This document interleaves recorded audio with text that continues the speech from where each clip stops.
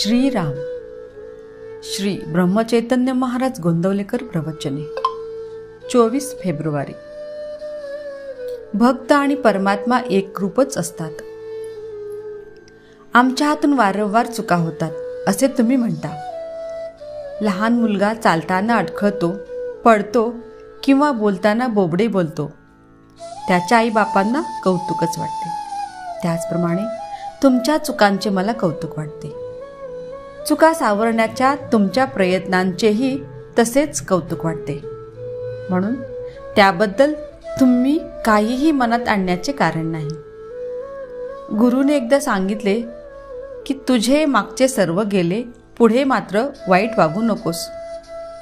तर शिष्याने ते श्रद्धेने खरे मानावे। आपल्या हातून होणाऱ्या चुकांचे परिमार्जन नामच करू शकते। भगवंताचे नाम हे सर्व रोगांवर रामबाण औषधच आहे। नामाचे हे औषध सतत थेंब थेंब पोटात गेले पाहिजे। ऑफिसमध्ये सुद्धा ते आपण बरोबर घेऊन जावे। विद्वान, अडाणी, श्रीमंत, गरीब सर्वांना हे औषध सारखेच आहे। जो पथ्य सांभाळून हे औषध घेईल त्याला गुण लवकर येईल।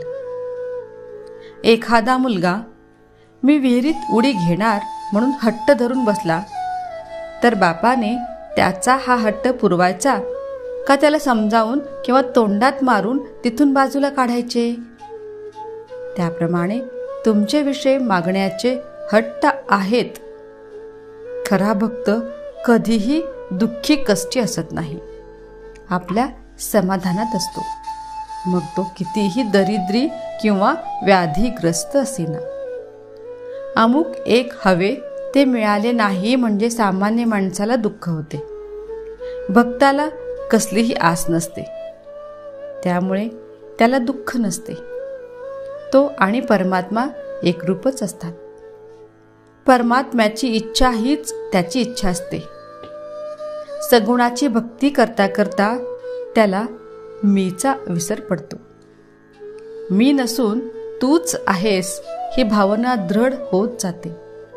शेवटी मी नाहीसा झाला की राम, कृष्ण वगैरेही नाहीसे होतात आणि परमात्मा तेवढा शिल्लक उरतो। आजारामधून उठलेल्या अशक्त माणसाने जसे काठीच्या आधाराने चालावे, त्याप्रमाणे प्रापंचिकाने सगुण भक्तीने तरून जावे। देहबुद्धी असणाऱ्या माणसाला सगुणा वाचून भक्तीच करता येणार नाही। भगवंताला आपण सांगावे की भगवंता, तुझी कृपा मजवर असू दे। आणि कृपा म्हणजे तुझे स्मरण मला अखंड राहू दे। यातूनच त्याची भक्ती उत्पन्न होईल। भगवंता वाचून कशातही समाधान नाही, त्याच्याशिवाय जगण्यात आनंद नाही।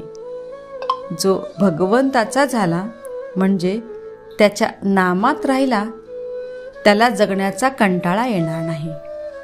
जय जय श्रीराम।